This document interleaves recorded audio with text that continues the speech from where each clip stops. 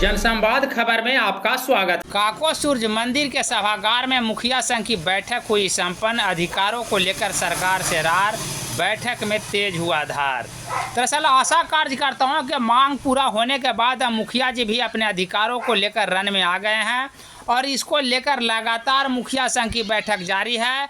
नवनिर्वाचित मुखिया जी का बताना है कि केंद्र एवं राज्य सरकार लगातार ग्राम पंचायत के अधिकारों में कटौती कर रही है, जिसके कारण ग्राम पंचायत के विकास कार्य बाधित हो रहे हैं। जबकि देश में 3 ही व्यवस्था है, लोकसभा, विधानसभा और ग्राम सभा। इस सिलसिले में मुखिया जी का बताना है कि सरकार द्वारा जानबूझकर इनके साथ अन्याय किया जा रहा है ताकि ये लोग जनता से अपने आप को उपेक्षित महसूस कर सके। इस संदर्भ में बैठक में आगामी 22 अगस्त को प्रखंड मुख्यालय पर धरना एवं आगे की रणनीति पर विचार विमर्श किया गया। जिंदाबाद